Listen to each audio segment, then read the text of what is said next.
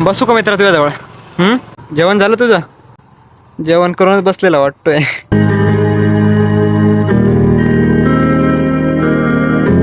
तर मित्रांनो, आहे आपला ऑफिशियल लुक. आपण रोज ड्युटीला असंच याच फॉर्मल लुकवर जातो. आणि राहिली गोष्ट चष्मा लावण्याची, तर मला काही नंबर बिंबर लागला नाही. ते डस्ट डोळ्यात जाऊ नये म्हणून लावतो मी.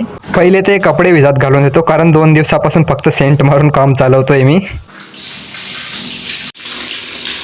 थोडा आता फ्रेश होऊन जातो, त्याच्याकरता शॉवर घेऊन घेतो आधी मी.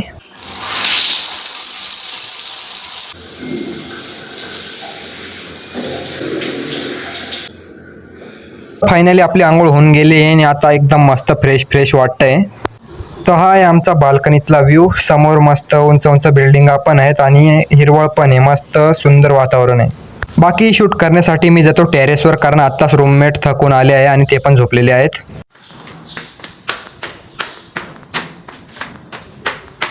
तर हा आहे टेरेसवरचा व्ह्यू. आज बहुतेक थोडं जास्तच ऊन पडतंय.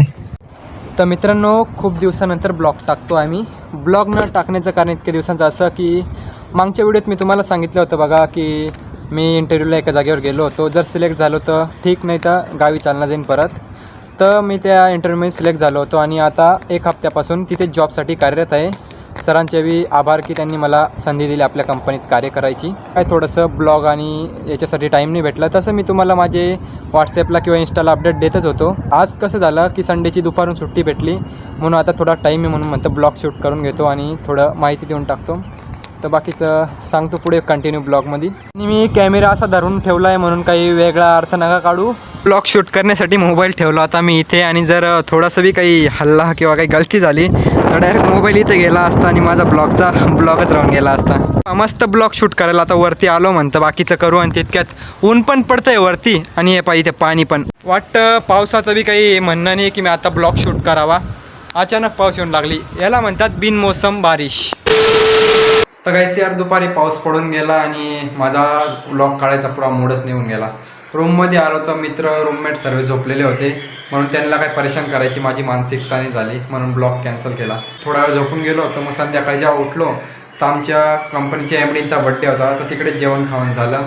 आता तिकडून जेवण करूनच आलो आहे, तर आता थोडंसं बाहेर फिरून येतो. संध्याकाळी पाऊस पडून गेला, ते पुरं इथलं असं वातावरण गेलं पुरं चिक्कल इथं रस्त्यामध्ये. बसू का मित्र तुझ्याजवळ? जेवण झालं तुझं? मैं नहीं बताऊंगा. आता या बाबाला कोणी धोका दिला वो, का असा बसला या? बेकार है भैया, मैं तो टूट गया. बाबा कोक आहे का? कोक आहे? या दुकानात काय कोक भेटला नाही, पुढच्या दुकानात जाऊन तपास करून येतो. तर त्या दुकानात मला कोक भेटून गेला. तर मित्रांनो, सध्या मी या बिल्डिंगमध्ये राहतोय आणि ते 4थ्या फ्लोअरवर आहे आमचा फ्लॅट. तर आता येऊन लागलोय मी टेरेसवर. पहिले तो कोक पिऊन घेतो, मग तुम्हाला बाकीचा व्ह्यू दाखवतो.